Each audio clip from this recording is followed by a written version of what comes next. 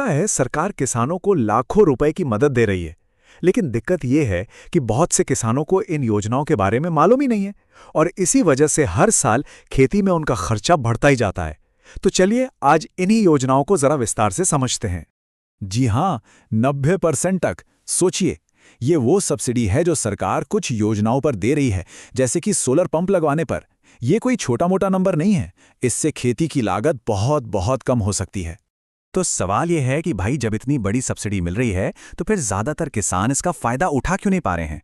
असल में इसकी सबसे बड़ी वजह है सही जानकारी की कमी और अप्लाई करने की प्रक्रिया को लेकर जो कन्फ्यूजन है वो। तो आज हम क्या क्या बात करने वाले हैं? पहले देखेंगे किसानों की बड़ी समस्याएं क्या हैं, फिर पानी और बिजली का क्या समाधान है, फसल को कैसे सुरक्षित रखा जाए, खेती में आधुनिक मशीनें कैसे काम आती हैं, और आखिर में सबसे ज़रूरी, इन योजनाओं का लाभ कैसे उठाया जाए। तो चलिए सबसे पहले बात करते हैं उन बड़ी बड़ी मुश्किलों की जिनका सामना आज लगभग हर किसान को करना पड़ रहा है, और इन्हीं के समाधान के लिए तो ये सारी योजनाएं बनी हैं। देखिए, किसानों के लिए सबसे बड़ा सिरदर्द तो सिंचाई का खर्चा ही है। चाहे वो डीजल पंप का रोज का खर्चा हो या महीने के आखिर में आने वाला बिजली का बिल, ऊपर से पानी की बर्बादी, जंगली जानवरों से फसल का नुकसान और फिर नई नई महंगी मशीनें खरीदना, ये सब बहुत बड़ी चुनौतियां हैं। तो अब देखते हैं कि पानी और बिजली जैसी जो सबसे ज़रूरी चीज़ें हैं, उनके लिए सरकारी योजनाएं कैसे एक पक्का समाधान देती हैं। यहाँ पर जो सबसे मज़ेदार बात है ना, वो है पुराने पंप और सोलर पंप के बीच का फ़र्क। सोचिए, डीजल और बिजली वाले पंप में तो लगातार पैसा लगता रहता है, लेकिन पीएम कुसुम योजना वाला सोलर पंप वो बस एक बार का इन्वेस्टमेंट है। और तो और मज़े की बात यह है कि अगर सिस्टम ग्रिड से जुड़ा हो तो जो बिजली बच जाए उसे बेचकर एक्स्ट्रा कमाई भी हो सकती है। और यहाँ देखिए कि खर्चा कितना कम हो जाता है। सरकार 60 से 90% तक की सब्सिडी दे रही है। मतलब किसान को खुद अपनी जेब से सिर्फ 10 से 30% ही लगाना है, और बाकी पैसों के लिए बैंक से लोन भी आसानी से मिल जाता है। अब आते हैं पानी की बचत पर। देखिए, खुली नालियों से तो बहुत सारा पानी बर्बाद हो जाता है, ये हम सब जानते हैं।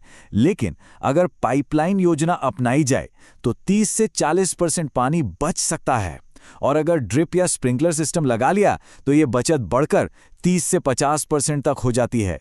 मतलब कम पानी में ज्यादा खेत की सिंचाई। अरे, और ड्रिप सिस्टम का एक और जबरदस्त फायदा है, फर्टिगेशन। इसका मतलब पता है क्या है? सिंचाई के पानी के साथ साथ फर्टिलाइजर भी सीधे पौधे की जड़ों तक पहुंच जाता है।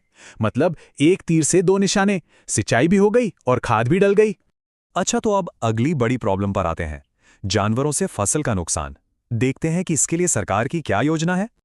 और ये समस्या भी हर जगह अलग अलग है। जैसे राजस्थान में नीलगाय से परेशानी है, मध्य प्रदेश में जंगली सूअर से, और उत्तर प्रदेश में आवारा पशुओं से। ये जानवर करते क्या हैं? रात के अंधेरे में खेत में घुसते हैं और पूरी की पूरी फसल तबाह कर देते हैं। तो इसी मुश्किल का हल है तारबंदी योजना।